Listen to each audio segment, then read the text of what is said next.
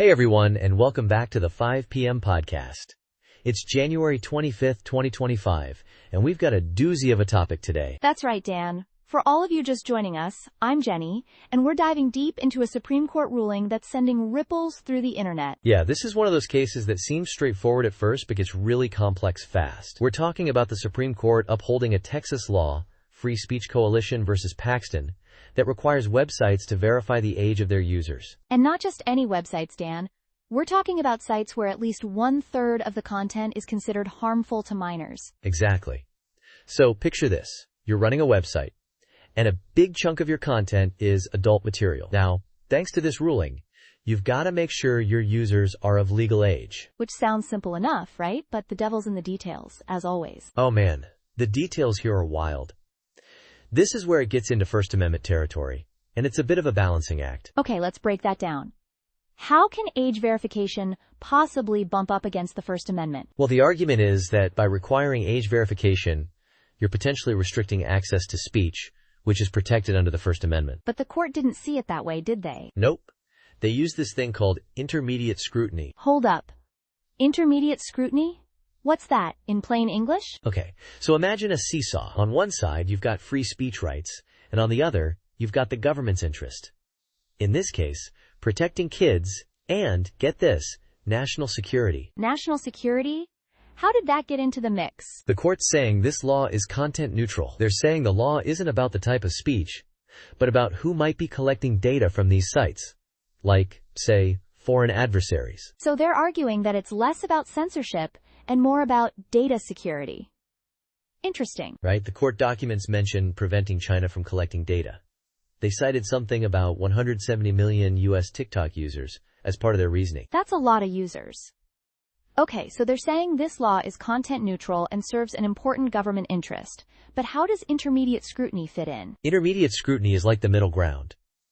The law has to be substantially related to an important government interest. It's not as strict as, say, regulating political speech, but it's not a free pass either. So the government had to prove that this law was really important and well-tailored? Exactly. And they convinced the court that protecting kids and user data from foreign adversaries qualifies as important. This is really something. I mean, we're talking about a major shift in how online content might be regulated. It's huge. And this could open the door for other states to pass similar laws. Imagine a patchwork of different age verification laws across the country. That sounds like a logistical nightmare for websites. Especially for smaller sites. I mean, how's a small-time content creator supposed to keep up with all that? That's what I'm wondering. Attorney General Ken Paxton said, "These companies do not have a right to expose children to pornography. He's all for protecting kids. But what about the little guy?" Yeah, implementing these systems can be costly and complicated. We're talking databases, secure verification processes. It's a lot. And what about user privacy? Are we going to see websites collecting even more personal data just to verify age? That's a big concern. I read that some of these systems might need to collect things like driver's license info or even biometric data. That sounds a bit like a digital ID card. Are we headed towards more online surveillance in the name of protection? It's possible. And some people are worried about a chilling effect on free speech. If it becomes too hard or risky to access certain content, people might just avoid it altogether. Not to mention the potential for inaccurate verification. What if someone gets wrongly flagged and can't access content they're legally allowed to see? That's a valid point. No system is perfect, and there are always edge cases to consider. It will be interesting to see how this plays out in the real world.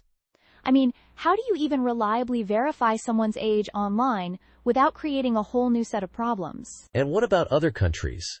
Are they dealing with this in the same way? That's a great question. From what I've seen, the EU has its General Data Protection Regulation, which is pretty strict about data privacy, and the UK has its own online safety bill they're working on. So it's not just a US thing. Everyone's trying to figure out this balance between online freedom and safety. Exactly.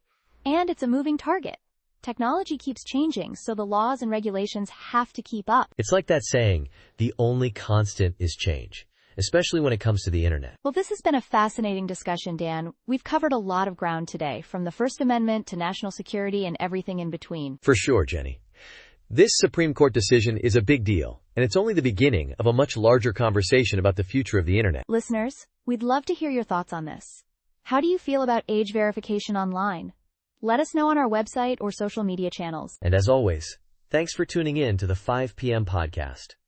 We'll be back next week with more deep dives into the world of politics. Until then, stay informed, stay curious, and we'll see you next time.